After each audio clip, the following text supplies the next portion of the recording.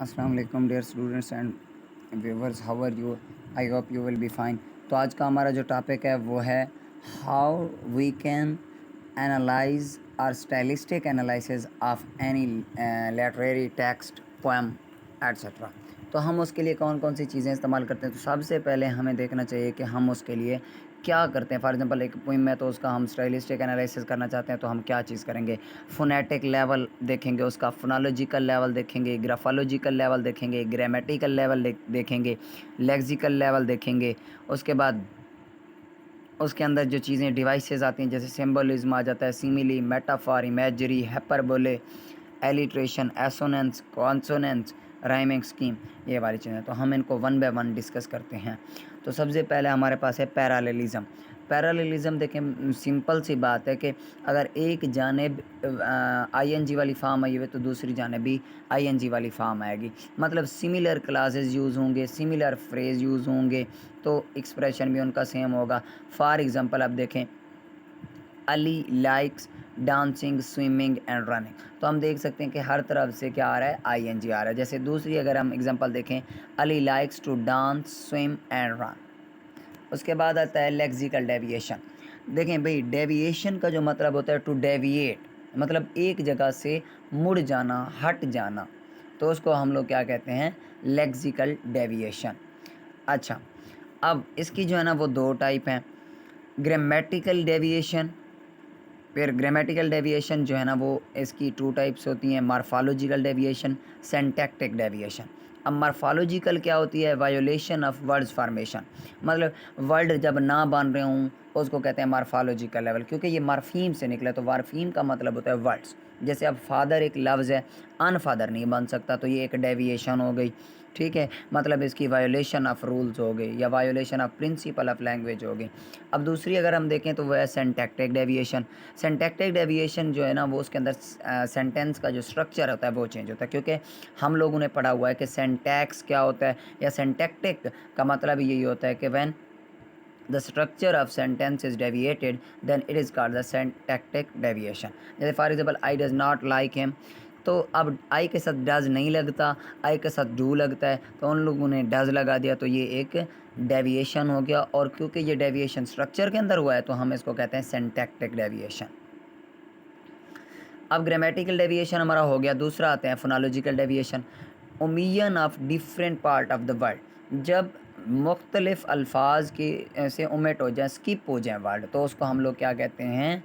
Phonological deviation. देखें अब जैसे पावर है, पावर, अगर हम देखें ई यहाँ से कट हो गया। जैसे ऑफ्ट, आगे ऑफन है, तो अब आप देख सकते हैं कि ओमिशन ऑफ वर्डिंग हो रही है। उसके बाद सिमेंटिक डेविएशन। हम लोग ये जानते हैं कि सिमेंटिक का मतलब होता है मीनिंग, किसी चीज़ का, किसी वर्ड का मीनिंग। तो violation of rules of meaning, जब मीनिंग चेंज हो जाए तो उसको हम लोग कहते हैं सिमेंटिक डेविएशन। और ये सिंटैक्टिकली हमारा जो सेंटेंस हो वो सही होगा, लेकिन सिमेंटिकली हमारा गलत होगा, इसी वजह से हम इसे क्या कहते हैं? Semantic deviation. अब जैसे the child is the father of man. अब अगर हम देखें तो structurally or syntactically it is the right sentence, but when we see it at semantic level then it is wrong, and we can also say that it is semantic deviation। अब lexical over regularity आ रही है, उस इसका मतलब है repetition of the same words in the poem. हाँ, जब मतलब पोएम के अंदर सेम वर्ड्स की रेपिटेशन हो जाए। अब आते हैं ग्राफोलॉजिकल डेविएशन पे। The violation of the rule of the written system of language principle. हाँ, जब पंक्चुएशंस के अंदर सारी चीज़ें चेंज हो जाए, जैसे आप use of small word just इस मतलब अगर हमारी पंक्चुएशन के अंदर कोई मिस्टेक है, फॉर एग्जांपल हम जब लाइन शुरू करते हैं तो हमें पंक्चुएशन का एक रूल पता है कि हम लोग क्या करते हैं कि जो पहला लफ्ज़ होता है हमारा वो बड़ा होता है, कैपिटल होता है, तो हम उसे कैपिटल लिखते हैं। लेकिन अगर सेंटेंस में वो स्मॉल लेटर आया हुआ है तो उसको कहते हैं ग्राफोलॉजिकल डेविएशन।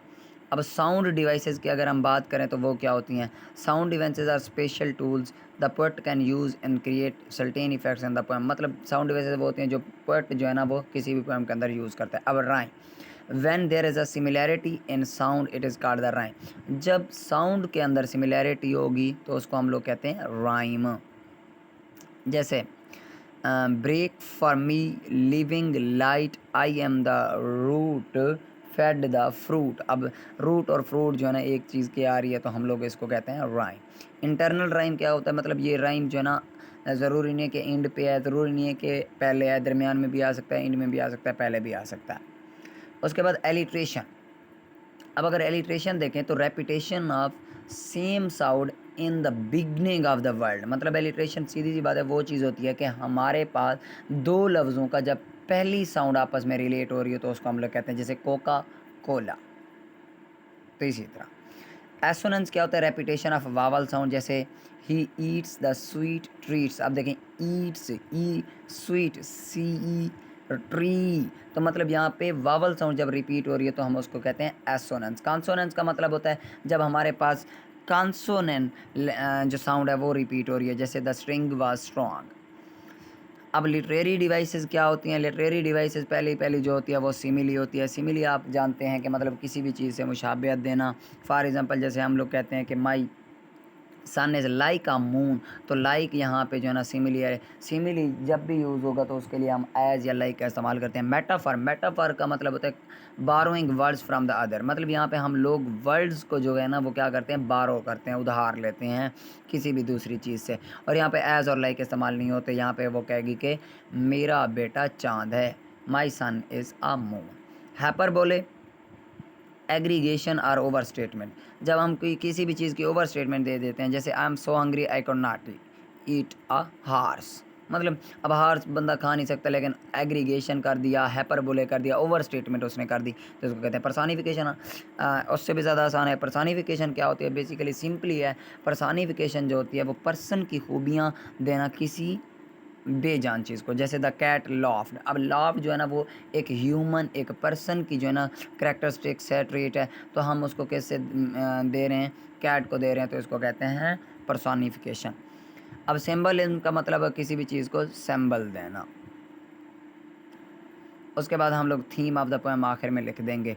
तो ये है हमारा how we can stylistic analysis of the poem और एनी लिटरेरी टेक्स्ट। अगर इससे रिलेटेड कोई भी आप लोगों का सवाल है तो कमेंट बॉक्स में मुझसे पूछ सकते हैं। इसी तरह की वीडियोस देखने के लिए हमारे चैनल को सब्सक्राइब करें, घंटी का बटन दबाएं और इसी तरह की वीडियोस हासिल करते रहें। थैंक्स।